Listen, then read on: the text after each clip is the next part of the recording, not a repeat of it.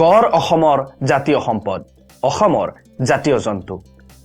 পিছে স্পষ্টকৈ ক'বলৈ গ'লে অসমত পোৱা এই গড়বিধ হৈছে এশিঙীয়া গড়, যাক ইংৰাজীত কোৱা হয় গ্ৰেটাৰ ওৱান হৰ্নড ৰাইনোচেৰাছ। পিছে পৃথিৱীত গড়ৰ অস্তিত্ব ইমানতে সীমাবদ্ধ নহয়। মৰমৰ বন্ধুসকল, আজিৰ ভিডিঅ'টিত আহকচোন আমি জানিবলৈ চেষ্টা কৰোঁ গড়ৰ বিষয়ে কিছু নতুন কথা। গড়ৰ ইংৰাজী শব্দ ৰাইনোচেৰছ। এই শব্দটো দুটা গ্ৰীক শব্দৰ পৰা আহিছে, ৰাইনো আৰু চেৰছ। গ্ৰীক ভাষাত ৰাইনো মানে হৈছে নাক আৰু চেৰছ মানে হৈছে খৰ্গ বা শিং। গড়ৰ যিহেতু নাকৰ ওপৰত খৰ্গটো থাকে, গতিকে তাৰ পৰাই ৰাইনোচেৰছ শব্দটো উৎপত্তি হৈছে। বৰ্তমান পৃথিৱীত 5টা প্ৰজাতিৰ গড় দেখিবলৈ পোৱা যায়। সেইকেইবিধ হৈছে black rhino, white rhino, one horn rhino, Sumatran rhino আৰু জাভান ৰাইনো। ইয়াৰে ব্লেক ৰাইনো আৰু হোৱাইট ৰাইনো আফ্ৰিকাত আৰু বাকী 3টা প্ৰজাতি one horn rhino, Javan rhino আৰু সুমাত্ৰান ৰাইনো এছিয়া মহাদেশত পোৱা যায়। বিংশ শতিকাৰ প্ৰথম ভাগত পৃথিৱীত গড়ৰ সংখ্যা আছিল প্ৰায় 5 লাখ। পিছে 1970 চনলৈকে এই সংখ্যা 5 লাখৰ পৰা 70,000লৈকে কমি যায় আৰু বৰ্তমান পৃথিৱীত পোৱা গড়ৰ সংখ্যা হৈছে মাত্ৰ 27,000। বাচি থকা এই গড়খিনিৰ মাজৰো আকৌ ব্লেক ৰাইনো, সুমাত্ৰান ৰাইনো আৰু জাভান ৰাইনক ক্ৰিটিকেলি এনডেঞ্জাৰ্ড কেটেগৰীত ৰখা হৈছে। ক্ৰিটিকেলি এনডেঞ্জাৰ্ড জীৱবিজ্ঞানৰ এটা শব্দ, যাৰ অৰ্থ বিলুপ্ত হ'বলৈ ধৰা কোনো এক প্ৰজাতি। গতিকে ব্লেক ৰাইনো, সুমাত্ৰান ৰাইনো আৰু জাভান ৰাইনো ক্ৰিটিকেলি এনডেঞ্জাৰ্ড কেটেগৰীত স্থান পোৱাটো এক চিন্তনীয় বিষয়। অসমত পোৱা গড়বিধক আমি কওঁ এশিঙীয়া গড়। তাৰ মানে কি দুশিঙীয়া গড়ো আছে নেকি?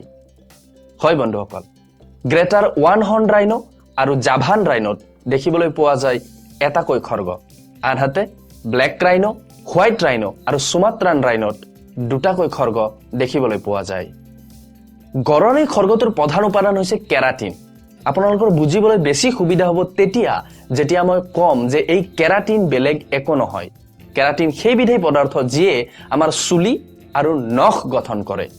গতিকে গড়ৰ খৰ্গটো বেলেগ একো নহয়, ই হৈছে ঘন নোমৰ এক গুচ্ছ যি মজবুতকৈ লগ লাগি থাকে। গড়ৰ এই খৰ্গটো গোটেই জীৱনজুৰি বৃদ্ধি হৈ থাকে।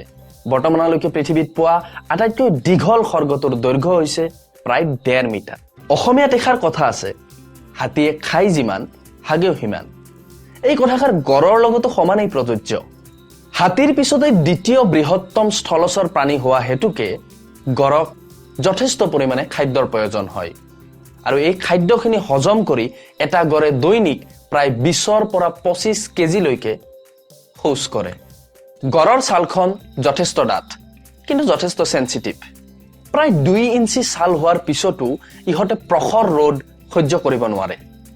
গৰমৰ পৰা সকাহ পাবলৈ ইহঁতে বেছিভাগ বোকাত সোমাই থাকে।